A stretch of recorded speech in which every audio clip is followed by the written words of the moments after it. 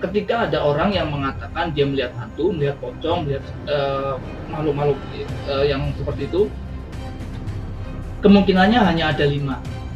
Yang pertama, dia mengarang cerita, dia mengaku dia mengarang cerita, atau dia berbohong. Itu yang pertama, dan itu yang paling umum, yang paling banyak terjadi itu. Orang mengatakan melihat ini itu hanya cerita, hanya karangan, hanya kebohongan. Itu kemungkinan yang paling banyak, itu yang pertama. Yang kedua,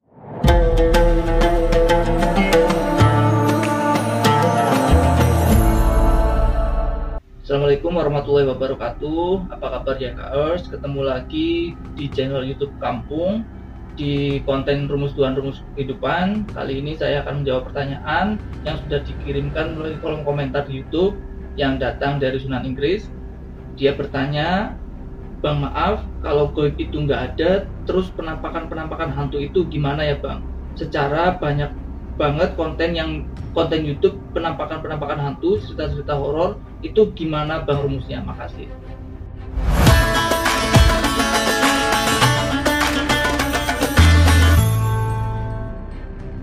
Untuk menjawab pertanyaan ini, pertama kita harus bertanya pada diri kita sendiri.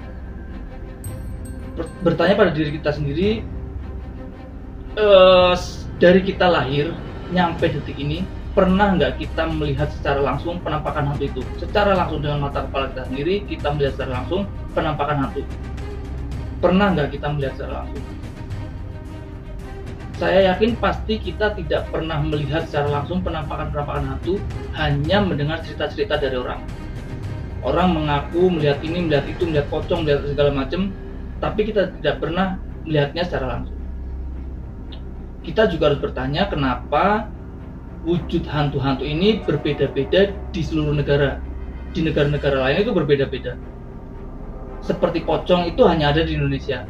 Di Amerika tidak ada pocong, tapi ada vampir. Di negara-negara lain pun hantunya berbeda-beda. Wujudnya berbeda-beda. Di negara-negara Arab, di negara-negara Eropa, di negara-negara Afrika itu wujud hantu-hantunya itu berbeda-beda. Pocong itu hanya ada di Indonesia. Itu kenapa? Itu karena penampakan hantu, orang-orang bercerita tentang hantu, melihat hantu segala macam, melihat pocong, melihat genderuwo, melihat kuntilanak segala macam, itu hanya karangan. Itu hanya mitos, hanya cerita-cerita yang berkembang di masyarakat. Tapi kita tidak akan pernah melihat secara langsung. Saya yakin 100% dari kita lahir sampai kita dewasa, sampai detik ini, kita tidak akan melihat secara langsung.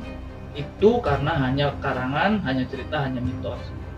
Ketika ada orang yang mengatakan dia melihat hantu, melihat pocong, melihat makhluk-makhluk yang seperti itu, kemungkinannya hanya ada 5.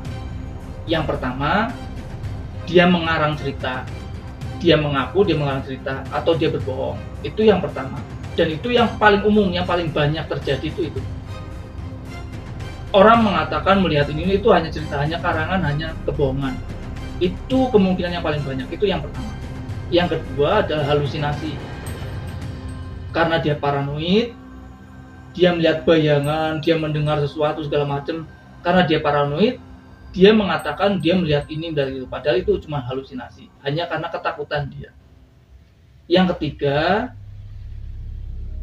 dia memang bertemu dengan makhluk gaib yang memiliki kekuatan untuk mewujudkan diri. Dan itu bukan makhluk yang biasa. Maksudnya jin itu banyak, jin itu macam-macam, dan jin yang bisa mewujudkan diri sendiri ke mata manusia, ke depan manusia, itu yang memiliki kemampuan. Tanpa kemampuan dia tidak akan bisa mewujudkan dirinya. Jadi ketika orang benar-benar melihat, berarti dia sedang bertemu dengan jin yang mempunyai kemampuan lebih, yang punya ilmu lebih, atau jin yang sudah tua, yang sudah memiliki kemampuan itu. Yang keempat, kemungkinan yang keempat, dia bekerja sama dengan jin, yang jin itu membisikkan ke hatinya bahwa di situ ada penampakan ini, di situ ada ini, wujudnya ini, suaranya ini. Itu dia bekerja sama dengan jin, dan jin itu membisikkan ke hatinya. Makanya dia melihat ini, melihat itu. Kemungkinan yang kelima adalah karunia dari Allah. Orang melihat makhluk gaib itu karena dikaruniai oleh Allah untuk melihat itu. Tapi itu sudah tidak terjadi lagi. Itu langsung kita eliminasi. Kemungkinan yang kelima itu langsung kita eliminasi karena itu tidak terjadi lagi. Dalam surat Al-Jin ayat 26 sampai 27 Allah Subhanahu wa taala berfirman, Allah mengetahui yang gaib, tetapi Dia tidak memperlihatkan kepada siapapun tentang yang gaib itu kecuali kepada Rasul yang diridhoinya. Gitu. Jadi 5 kemungkinan ketika orang melihat jin itu, yang kemungkinan yang kelima itu kita eliminasi karena itu hanya untuk orang-orang terpilih, hanya untuk rasul-rasul, untuk para nabi yang bisa melihat makhluk gaib. Dalam Quran surat An-Naml ayat 65 Allah Subhanahu wa taala berfirman, tidak ada seorang pun di langit dan di bumi yang mengetahui perkara yang gaib kecuali Allah.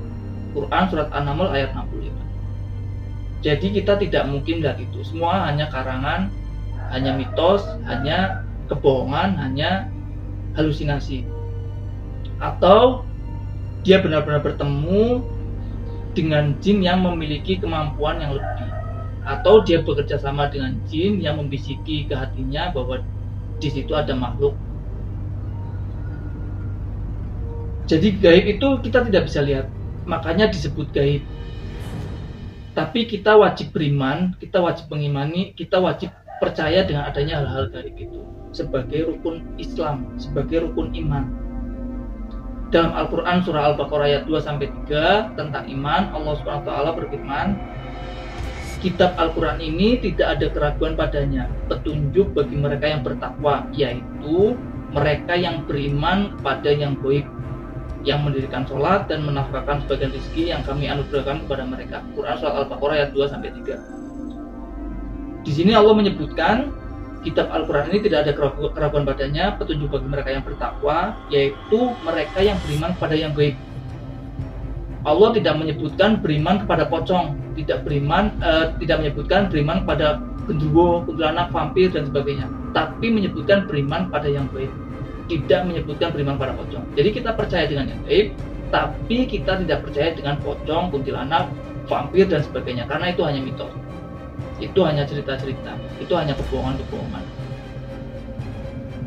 Sabda Rasulullah SAW ketika ditanya tentang iman, Rasulullah SAW menjawab, engkau beriman pada Allah, kepada para malaikatnya, kitab-kitabnya, kepada para rasulnya, pada hari kiamat, dan kepada takdir yang baik maupun yang buruk.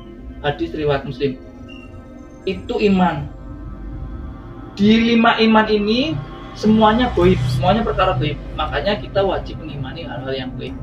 Tapi seperti yang saya sebutkan tadi, kita percaya dengan yang gaib, tapi kita bukan berarti kita percaya dengan pocong, percaya dengan kuntilanak, percaya dengan genderuwo, percaya dengan vampir, bukan berarti itu. Dalam Al-Quran surah Al-Hijr ayat 26-27 Allah SWT berfirman, dan sungguh kami telah menciptakan manusia Adam dari tanah liat kering dari lumpur hitam yang diberi bentuk, dan kami telah menciptakan jin sebelum Adam dari api yang sangat panas. Quran surat Al-Hijr ayat 26-27. Rasulullah SAW bersabda, malaikat itu diciptakan dari cahaya, jin diciptakan dari api yang menyala-nyala, sedangkan Adam diciptakan dari apa yang telah dijelaskan pada kalian. Hadis riwayat Muslim. Dalam Al-Quran surah Al-A'raf ayat 27 Allah SWT berfirman, sesungguhnya ia, jin dan pengikut-pengikutnya bangsa jin melihat kamu dari suatu tempat yang kamu tidak bisa melihat mereka. Jadi itu, kita percaya dengan hal gaib, kita percaya dengan jin, tapi kita tidak bisa melihatnya karena itu hal-hal gaib.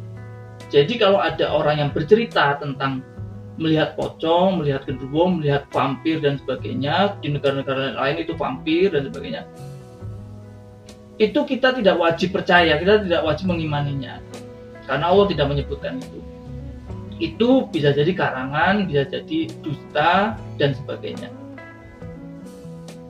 Kalau tentang jin, tentang makhluk gaib, tentang hantu, Rasulullah SAW bersabda, jin itu ada 3 jenis, yaitu jin yang memiliki sayap dan terbang di udara, jin yang berwujud ular dan kalajengking, dan jin yang menetap dan berpindah-pindah.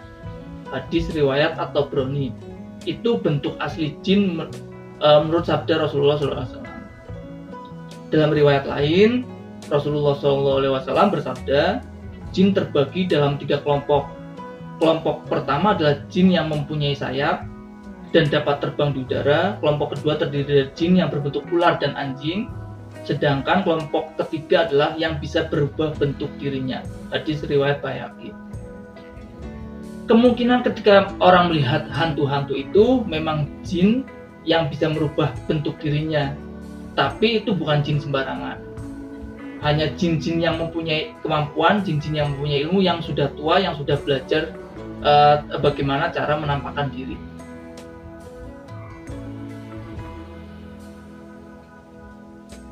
Tentang jin ini sebenarnya kita tidak boleh terlalu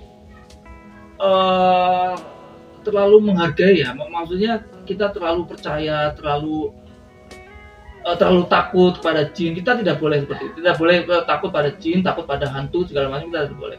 Tidak boleh seperti itu. Karena apa? Karena sebenarnya makhluk-makhluk gaib yang berupa jin itu punya tujuan untuk menyesatkan manusia. Walaupun ada beberapa kelompok jin yang baik, yang muslim, jin yang soleh, yang beriman pada Allah, tapi kebanyakan jin itu tugasnya untuk menyesatkan manusia. Allah SWT berfirman dalam surat Al-Kahfi ayat 50, dan ingatlah ketika kami berfirman kepada para malaikat, sujudlah kamu pada Adam, maka sujudlah mereka kecuali iblis, dan dia adalah dari golongan jin, maka ia mendurhakai perintah Rabb-nya. Surat Al-Quran surah Al-Kahfi ayat 50. Dalam surat Al-Fatir ayat 5, Allah Subhanahu wa taala berfirman, sesungguhnya setan itu adalah musuh yang nyata bagimu, maka jadikanlah ia musuhmu. Karena sesungguhnya setan-setan itu hanya mengajak golongannya supaya mereka menjadi penghuni neraka yang menyala-nyala. Quran surat Fatir ayat 5. Jadi kita tidak boleh terlalu takut pada jin, terlalu takut pada setan, terlalu takut pada makhluk-makhluk gaib yang kita sering mendengar ceritanya itu, tapi kita tidak pernah melihatnya. Dalam surat Al-Jin ayat 6, Allah SWT berfirman, dan bahwasanya ada beberapa orang laki-laki di antara manusia meminta perlindungan pada beberapa laki-laki di antara jin, maka jin-jin itu menambah bagi mereka dosa dan kesalahan. Kalau kita takut, kita berdosa. Kalau kita takut kepada jin, kepada setan, kepada hantu dan sebagainya, maka kita telah berdosa, kita telah salah. Itu dalam Al-Quran surah Al-Jin ayat 6. Tapi biar bagaimanapun kita tetap harus menghormati, kita harus percaya, mengimani makhluk gaib itu. Kita harus menghargai dan menghormati, tapi bukan berarti kita harus takut. Kenapa kita harus menghormati? Karena jin itu makhluk Allah, makhluk yang diciptakan oleh Allah sebagai sesama makhluk Allah.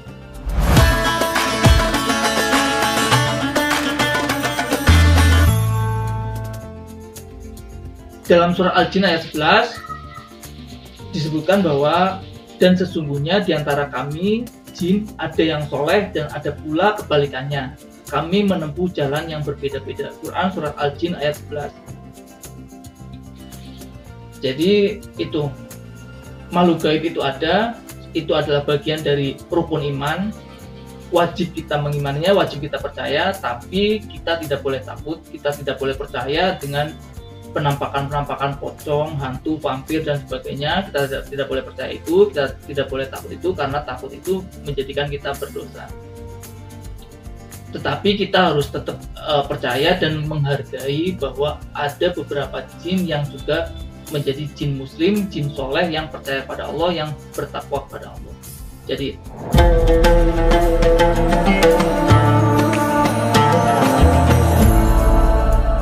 jika Anda mempunyai pertanyaan seputar kebutuhan rumus kehidupan, Anda bisa melayangkan melalui kolom komentar di bawah.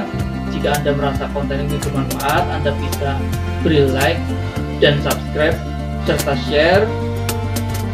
Demikian rumus kehidupan, semoga bermanfaat. Sampai jumpa lagi di konten yang mendatang. Assalamualaikum warahmatullahi wabarakatuh.